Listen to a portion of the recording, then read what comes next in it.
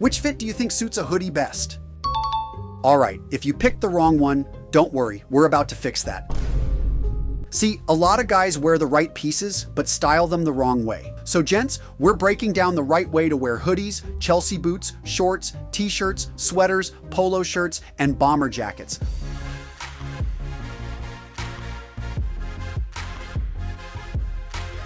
Let's kick things off with hoodies. The hoodie, in its current interpretation, has actually been in men's wardrobes for over 100 years. Now, by definition, a hoodie is a garment, typically made of cotton or blended fabric that has a hood attached. It can either be a pullover or have a front zipper or button closure. Now, this sounds like a stupid mistake, but you got to think, how am I going to wear this? Am I going to be wearing this in layers? Am I accounting for shrinkage? And what type of body type do I have? What's my personal preference for wearing a hoodie? Now, with layering, the key here is, are you going to try to dress this up? Are you going to wear jackets over this? In that case, you want it to fit a little bit closer so that you're not going to have all this excess material. And let's not forget shrinkage. So most quality brands, you're not going to experience much, even if you throw it in a hot dryer, but certain materials, especially cashmere, those luxury materials, you cannot wash it normally. You need to know how to take care, send it off to the dry cleaners, unfortunately, or you can wash it at home, very delicate. But if you're buying a 100% cotton hoodie, you need to know that first up, yes, when you do expose it to heat, it's going to shrink. Cotton just naturally does that. And over time, you will start to see this material fade, which I'll talk about a little bit later. Now, I mentioned body type, but yeah, if you're a larger guy, you want a hoodie that isn't going to be stretching anywhere, isn't going to be showing that extra bit you're carrying around the midsection. If you're a thinner guy, you want a hoodie that, isn't going to have a trim cut to it, but isn't going to have so much excess material, a strong wind catches you and blows you over. Now, when I'm looking to buy a hoodie, I first want to make sure that it fits in the shoulders. You want to make sure your shoulder points are on point. And despite this being one of the easiest things to do when you try on the hoodie, so many guys don't look for it, or they end up buying a hoodie whose shoulder points are going down their arm. Again, if you're going for the oversized look, this can work. But I think for most guys in most situations, they want to have a hoodie that fits them properly in the shoulders. Next up, we've got the chest and stomach area. I like to have about 2 to 3 inches of excess material in the chest or stomach area. Now, a quick test here is the fist test, and you simply just take your hand and you grab a fist full of material. That's going to be about 2 to 3 inches for most of us. Now, if you can barely grab any material or you're grabbing 2 fistfuls, you may want to size up or size down. And again, this depends on your size. If you're 5'2", 120 pounds,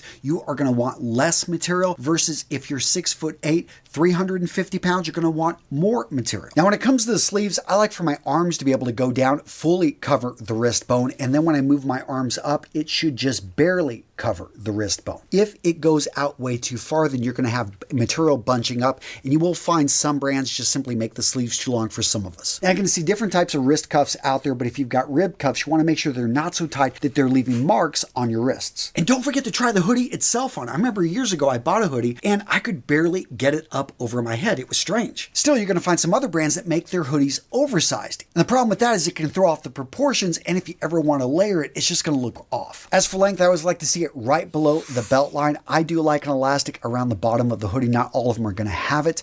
And if you raise your arms up, I don't like to expose my midsection. Some of you guys, it depends on personal preference, but yeah, I never think it's a good look. Number 2. On the list is a bomber jacket. A lot of guys buy a cheap one and they try to pass it off. Here's the thing. Everyone can tell that that is a fake leather. It's a cheap leather.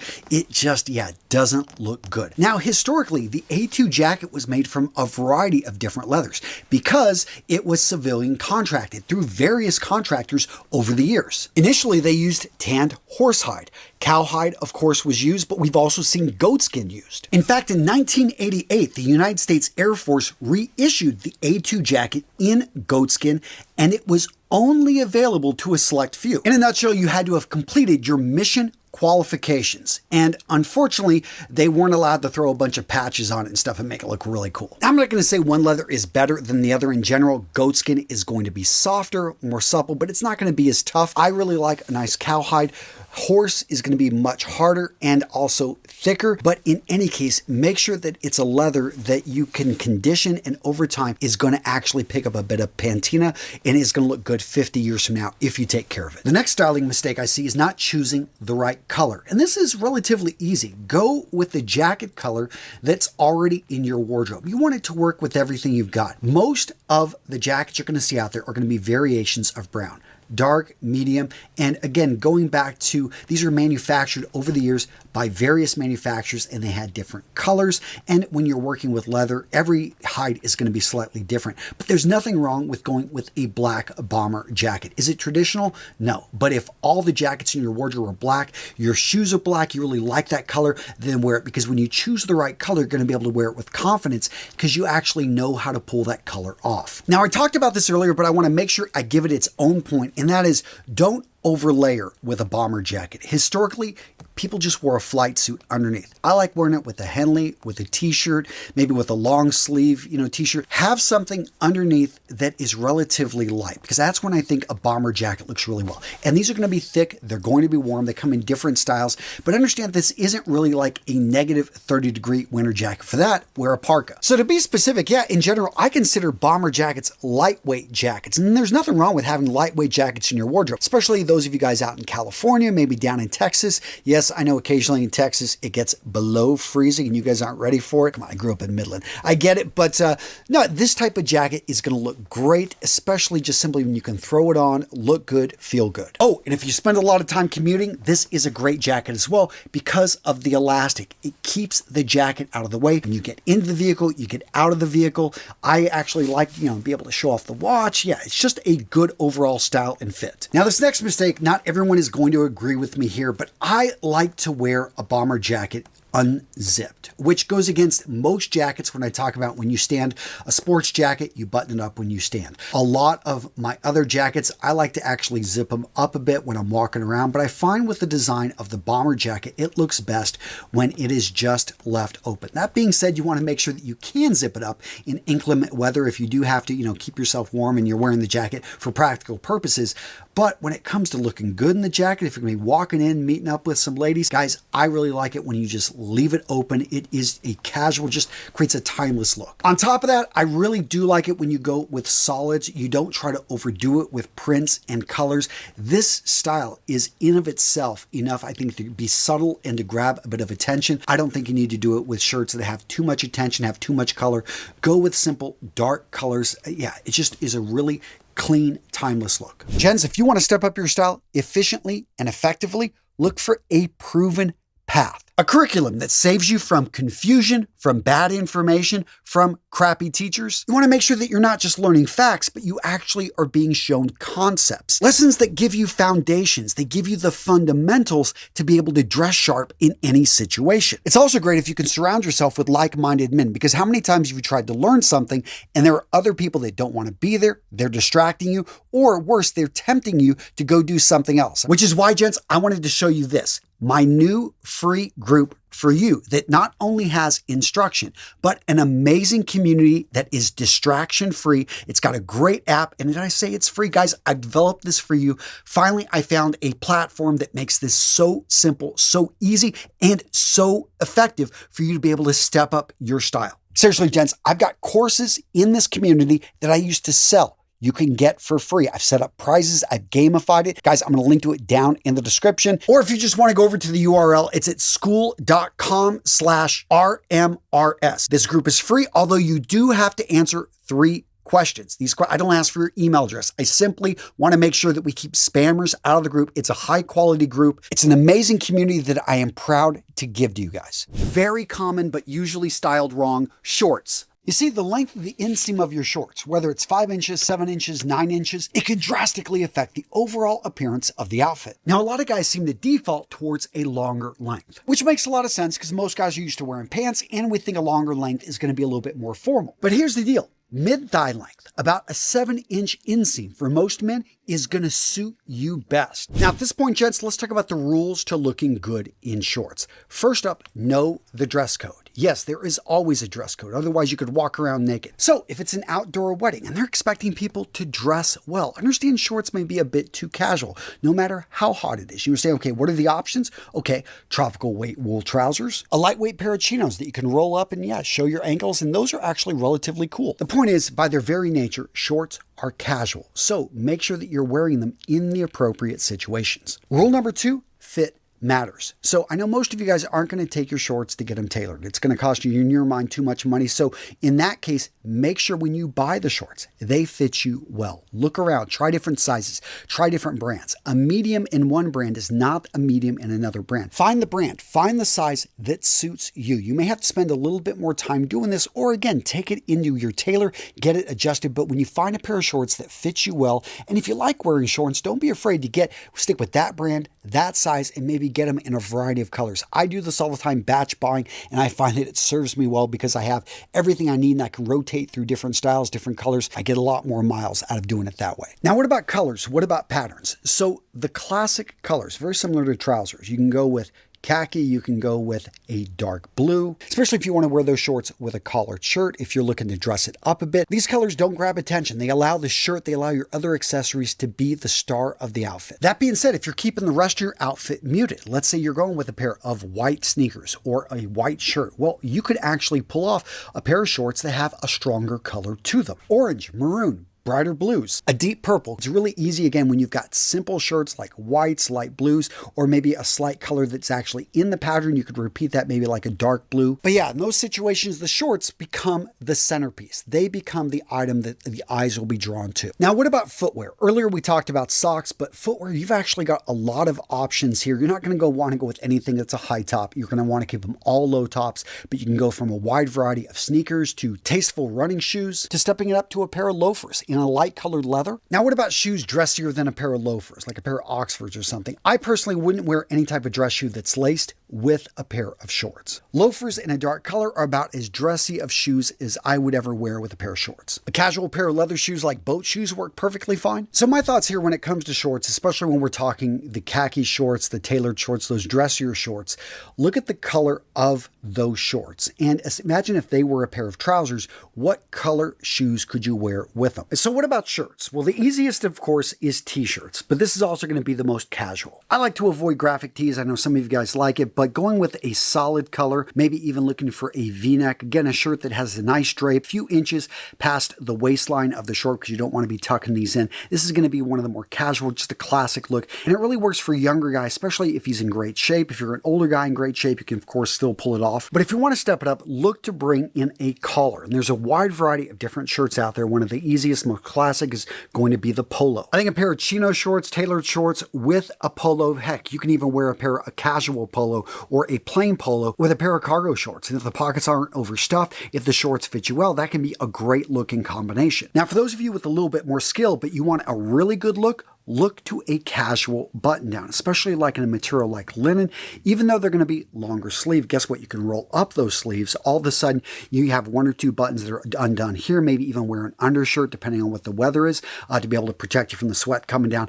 But overall, this is a great look. And in some cases, maybe the shirt is going to be untucked. It can do a decent job sometimes of covering up a little bit of weight around the midsection. Although a better plan here would probably be making sure the shirt and the shorts are a similar shade, so you create this monochromatic look and allow the eyes to go up and down. Now, of course, if you're in shape, if you take good care of your body, or you're a little bit of a thinner guy, you can go with a short sleeve button down. The key here is making sure it fits you around the arm area. If you don't have the biggest guns, you want to make sure maybe that tightened up a bit. And when it comes to short sleeve shirts, there are tons of great colors, from the Cuban style to, going with something that looks like a bowling shirt. I love all the different patterns and colors I see out there in the summer. If you want to get the shirt adjusted to fit you a little bit better, you can have some really good looks. Keep the shorts simple, keep them plain, and then have fun with those shirts. And the collar serves you well by framing the face. Overall, a good look, great combination here. A must in your wardrobe, t-shirts. What if you've got a longer torso or you're over 6'2"? Well, the common problem here is that most t-shirts aren't made to accommodate a torso of this length. So that's where an elongated hem is perfect. With this shirt, you can raise your arms above your head and not worry about exposing your midsection. Now, gents, I'm sharing all that with you because the reality is a lot of guys are wearing their t-shirts wrong. And by that, I mean that they could choose a style or a fit that would suit them better and have them looking better if they understood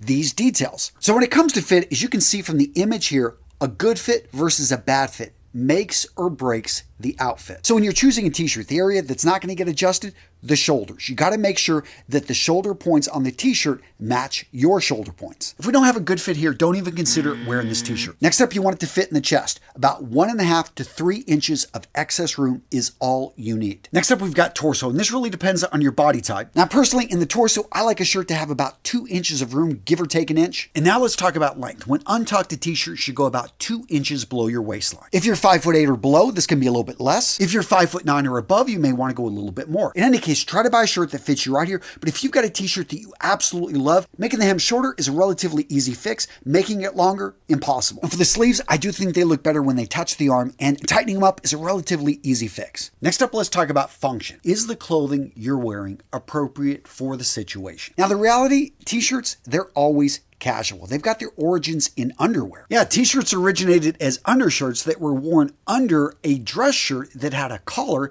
The idea here is those undershirts would actually enhance the life of the more expensive dress shirts. That being said, if it's a really nice t-shirt, you own the company, you want to match it with a blazer or a sports jacket, or you're a rock star on the red carpet, basically, if you've got the confidence or in a position of power, you can wear whatever you want. But for the rest of us, in most situations that you're encouraged to dress up, a t-shirt probably is not the choice you want to go with. Now let's talk about fabric. That's the material the shirt is made from, and I think the biggest mistake here is that most men have no understanding of it at all. And if they do, they think 100% cotton is the only way to go. Now gents, don't get me wrong, I love 100% cotton, but in a t-shirt, it's got limitations. Most notably, when wearing cotton, it stretches, and it doesn't return to its original shape unless exposed to heat. Also, fabrics like polyester used to have a bad association because of poor manufacturing practices, but gents, in the last 30 years, they've made a lot of advancements, especially when it comes to performance fabrics. These are sports shirts made from mostly polyester that are made to wick away moisture, be able to stretch in multiple directions, and be antibacterial. So having said all that, what's the best choice here? It really comes down to what do you want from the shirt. If I want a shirt that's got a bit of stretch, I'm gonna look for a little bit of spandex so the collar goes right back to its original shape when I pull it over my head. If I want something that's gonna stretch, not gonna pill, is gonna be breathable, a fabric that's gonna drape well, I'm looking for a little bit of polyester. And if I want something to bring it together that gives it that elegant type of look, I'm going to look for cotton. Now, I mentioned graphic tees. I don't want to beat up on them too much, but I do think that if you are a mature man, you're over the age of 25, you should probably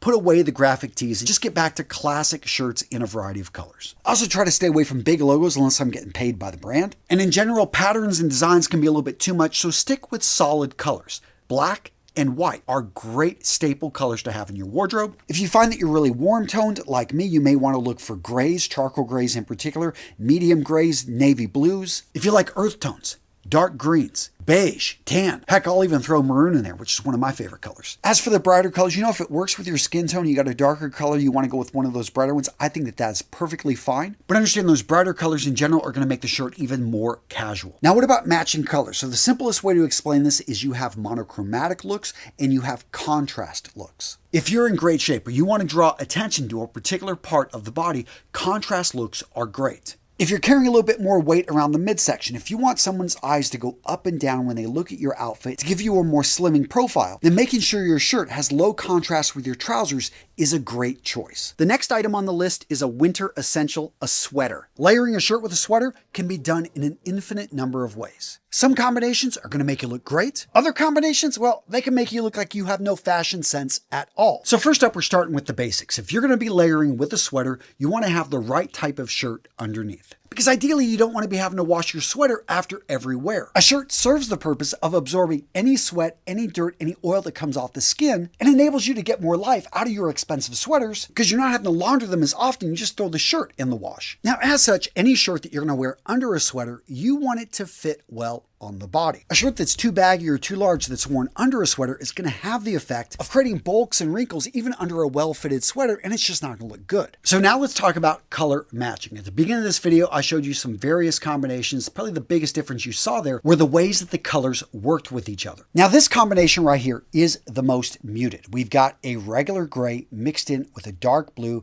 and the accent color here, like I said, is that little bit of suede right there, that brown, but it definitely doesn't scream in your face. All of these colors right here are what are known as neutrals. Neutrals are those base colors that everything else can be built on. They don't really grab that much attention, but that's a great thing because they work with each other. They're easy to combine. You don't have to think about it. As long as you nail the fit, you are going to look good. Now, the next combination I want to talk about is that of a high contrast combination. We see this a lot of times in formal wear, but depending on the style and the materials that are being used, it can also be casual. But usually for this contrast, we're going to see a light color and a dark color right next to each other. Now, the key with a contrast combination is it draws the eyes in. The darker color is going to be the majority of what we see, and the lighter color is going to be used for a little bit of accent contrast, which is exactly what we see in this gray and white shirt combination here. Now, what about when we bring in a pop of color? Now, if there's any mistake I made with this combination right here, and that is I brought in too much color. The sweater in of itself is not a common color that you see people pulling off, especially men. I'm not sure it works really well with my skin tone. Usually I go towards more of an olive green, but I wanted to try it out. And I do recommend that you try out colors because you're never going to truly know if something works for you until you hold it up next to your face, up next to your skin. Now, the shirt contrasts with the sweater not only because it's a different color,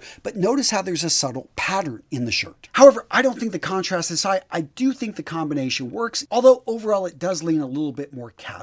Now, right next to color, we've got patterns and texture. So in general, we're going to see most of the patterns in the shirts. You can bring in a striped or a patterned sweater, but because visually it's something we see more of, I think it's harder to pull off and you're not going to get as many miles out of a sweater that has a distinctive pattern. Although there's nothing wrong with that, especially if you've already got a lot of solid sweaters in your collection, bringing in something with a little bit of pop, a little bit of pattern is not a bad thing. You're going to be able to mix it and match it with a number of different neutral sweaters. Yeah, by sticking with pattern shirts, you're probably going to get more bang for your dollar. But it's in texture that the sweaters really have the big advantage. With shirts, most of the time, we're going to see performance fabrics, but usually we're going to have a tight weave that either has a little bit of a sheen or not much to it. The sweaters, on the other hand, are usually going to have a slight napped surface, so they're going to have that softness to them. And depending on the weave, depending on the knit, you could have knits that are tight, they're going to have a very smooth, thin look to them, or you can have heavier knits that are going to have a much bulkier overall textured look and feel. Now, the tighter knit sweaters, whether they're made from cotton, wool, or cashmere,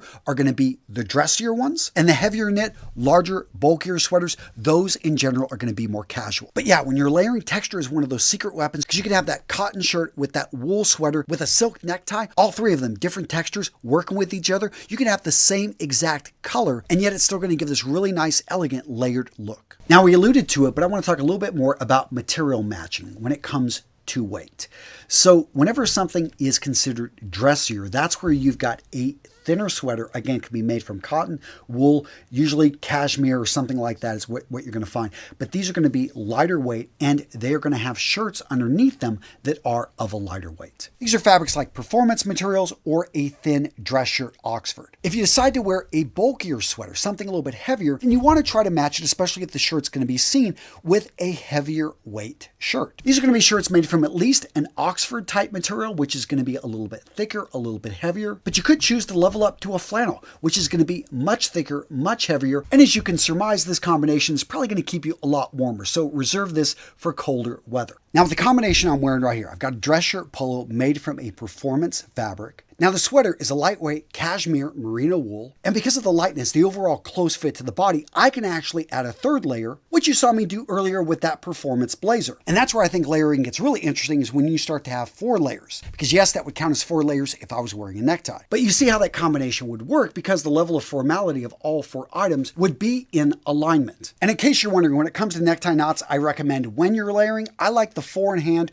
or the half Windsor because they're not overly bulky. Next item on the list are polo shirts. Before we get into colors, patterns, or matching your polo, let's talk about the importance of fit. Gents, I've said it before, but I'll say it again. Fit is king. An expensive polo that doesn't fit you properly is not going to look nearly as good as an inexpensive one that fits your body right. Now, there are reasons you want to go with a higher quality polo shirt, but in general, do not buy anything that doesn't fit your body properly. Now, the key fit points here are going to be shoulders, chest, and torso. Length matters as well. Polos can be shortened, although I recommend you just buy one off the rack that fits you properly, but they can't be lengthened. Another key area is the fit in the sleeve. So now let's talk about colors. And the biggest mistake I see a lot of guys make here is they don't find the colors that make them look absolutely amazing. I get it, you've got your standby colors, but if you can find a color that works with your complexion, that works with your eye color, that works with your natural colors, if you can find that color, that shirt is gonna get you compliments every time you wear it. And I know some of you guys don't care about compliments, but for the rest of us,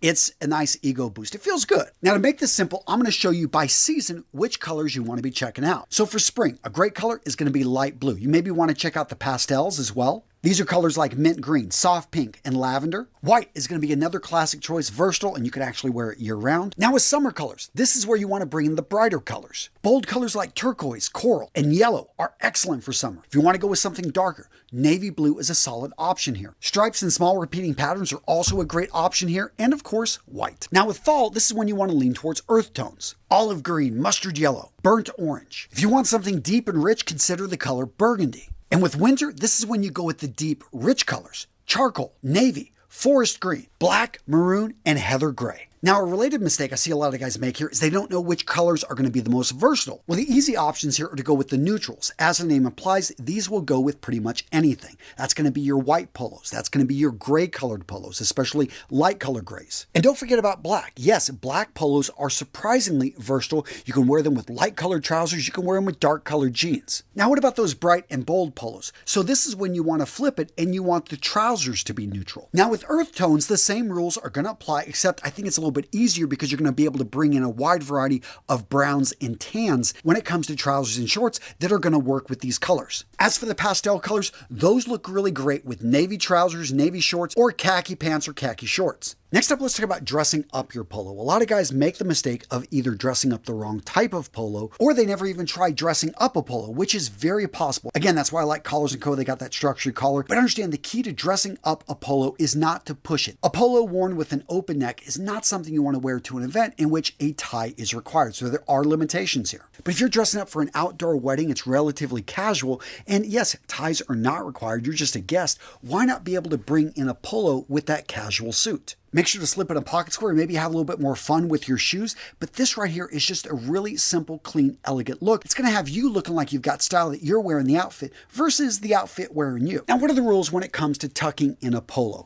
So again, if it's going to be a straight polo or it's a little bit longer and you're going to be dressing it up, you definitely want to tuck in that polo. Now, what about the rib knit hem? I personally love this because it allows me to wear the polo untucked, but I wear it in such a way. I put that rib knit hem just a little bit higher, and all of a sudden it gives the illusion that the polo is tucked in when it's not. For me, this is just a bit more comfortable, and it really works whenever you're wearing something like performance pants or jeans. And now another way to dress up a polo is to layer it. Again, this is why you want a strong collar, especially if you're going to be throwing a sweater on it, like a quarter zip. And of course, when you do wear a polo shirt with a blazer jacket, with a suit jacket, or a sports jacket, you don't want that collar creeping under the collar of the jacket. It's just not a great look. Now, when it comes to shoes and dressing up your polo, I really like to lean towards loafers. Loafers, in case you don't know, are less formal than a lot of the dress shoes like Balmoral Oxfords, but they're still dressy enough that you can shine them up. They've got a really nice look to them, and they're going to work with a casual suit or even dark colored jeans with your polo. Now, what about dressing polos down? So this is where I think a lot of guys in their 30s and 40s really miss an opportunity, and that is to stop wearing your t-shirts and start wearing your polos, because that soft collar, it makes such a difference in the way you present yourself. You can take that same pair of shorts, even wear it with those casual running shoes, but you throw on a polo, and all of a sudden people start showing you a bit more respect. That collar makes a difference because the design of the collar was made historically to help frame the face and draw attention to it. Now, of course, I think you can do a lot more, especially when it comes to the shoes. Get yourself a nice pair of shorts and then maybe go with those loafers. Seriously, Jets, when it comes to casual shoes, you got a lot more options than you think. But that polo with those streamlined shorts in a nice conservative neutral color, this is a timeless look. If it's a bit cooler, either going with a pair of chinos or dark colored jeans. An accessorized look with a nice watch and sunglasses. The next item is the most common footwear, Chelsea boots. So one of the biggest mistakes men make when they're wearing Chelsea boots, they wear these boots with the wrong type of pants. So as most of you guys know, trousers come in a variety of cuts. You got skinny, slim, tapered, straight, loose, and baggy. Now, historically, Chelsea boots have been designed in a way that they work with a slimmer silhouette. So what that means in general, Chelseas need to be paired up with trousers that have a skinny, slim, or tapered cut. Any type of jean or trouser that's got a loose or a baggy cut, well, Chelseas just aren't going to pair well with them. Now, what about a straight cut, especially in denim? Well, in that case, you're going to want to choose a Chelsea boot whose style is a bit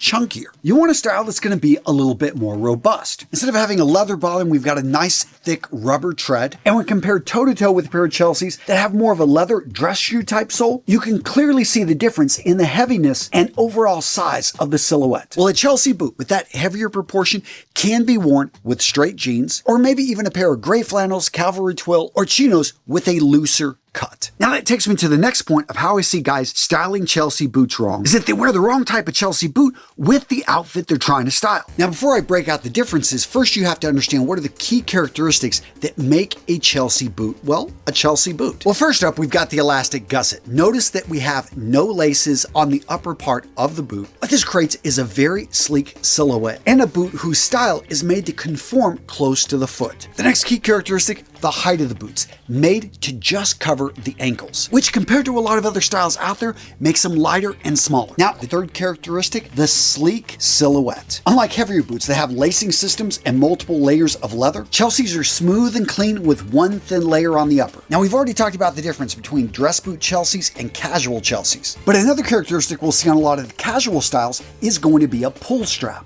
Located on the back of the boot, you will occasionally see them on dress style Chelseas, but most of the time with these more formal variants, they're going to try to keep them sleek and minimal so they won't add it. Dress boot Chelseas often are going to leverage a leather sole, although in this case, as you can see, we have a hybrid using a rubber cut through to give the sole more traction. Now, the next mistake I see guys making when they're trying to style Chelsea boots, how they're wearing them wrong, is they don't understand the importance of color and material. So in general, darker colors and smooth leathers are going to be more formal. Lighter colors and non-smooth materials like suede are going to be more casual. Now, the reality is a lot of boots out there don't fall on one of those two extremes. They fall somewhere in the middle. Right here, we've got a dark pair of Chelsea boots, but they're made from a suede material. So where do these fall? The quick answer is you usually can go down, but you can't always go back up. So would I be able to wear these with a suit?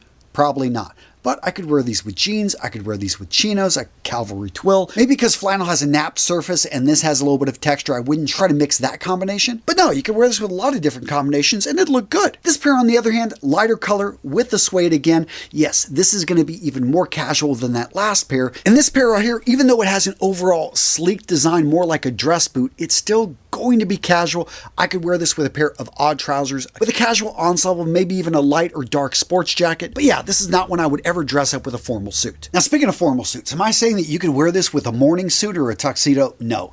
By formal suit, what I'm talking about is a dark colored regular business suit. If it was raining, if there's a bit of snow, I have no problem with a guy wearing a pair of dark colored Chelsea boots to give himself a little bit more traction and protection. That being said, Chelsea boots in general are more casual than a dress shoe made to go with the suit like Balmoral Oxfords, but they can get a pass when conditions call for them. Now, speaking of inclement weather, a lot of guys, when they're wearing their Chelsea boots, they don't think to protect them. I always use a boot protector, even though Thursday boots, they actually use a water-resistant suede, which I have tested, as you can see right here. I've poured water. I mean, it rolls right off. Still, with all of my footwear, especially if I'm going to be exposing them to fall weather, which is often snow and sleet, I like a silicone-based spray, which provides a layer of water protection. The only bad thing is you have to apply this after every couple wears. And by the way, smooth leathers that are unprotected are not fully resistant to the elements. So don't make the mistake of not treating your boots if you spend a lot of time walking through the elements, because when water and salt that is often put on the roads penetrates leather and then it leaves quickly,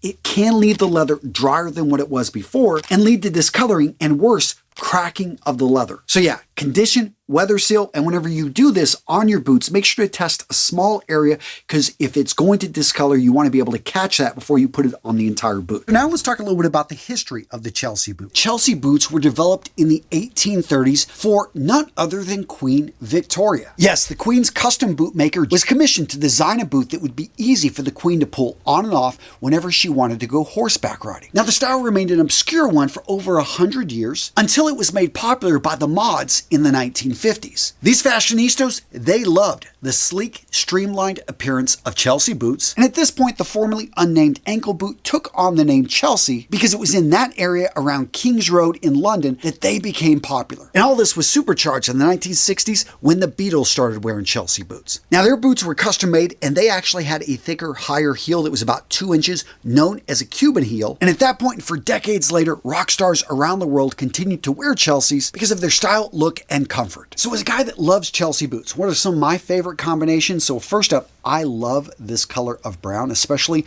when worn with blue or indigo jeans. Blue and brown is a natural combination. It works really well. For me, mixing this in with an olive green or dark blue sweater, I just love it when the shoes have a little bit of a pop to them. And this simple but clean combination in the fall, for me, is a go-to look. And if that's too much for you, that same combination with those sweaters, that dark jeans with this dark brown right here, again, a smoother leather, the boots aren't going to be as eye-catching, but what I love about this, again, a little bit more muted, but for a guy that just wants to look good and wear a pair of comfortable boots, an easy combination to pull off. Now, what about black Chelsea boots? Again, you could dress this down with a pair of dark denim, maybe in charcoal gray, black, but I really like these boots with a gray flannel. That combination right there with a nice sports jacket. Yeah, it's not a full-on suit, but wearing this combination in today's day and age, most people are going to think this is a suit combination, and they are going to treat you with respect. And again, the napped weave of the flannel mixed in with the formality of these boots, it really is an easy way to dress up without dressing up. Now, what about a lighter pair of Chelseas? Again, we're going with a suede. We're going with something that's going to be high contrast. So this right here, I see wearing with a pair of shorts and a t-shirt.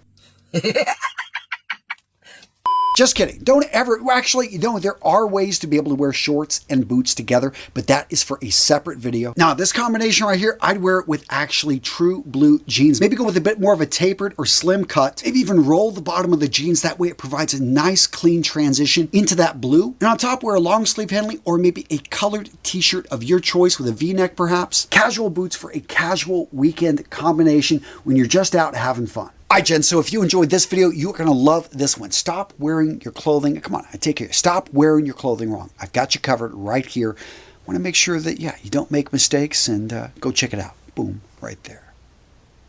Come on. You're still here. Come on. Click. Boom, right there. Yeah. Boom, click. You can do it.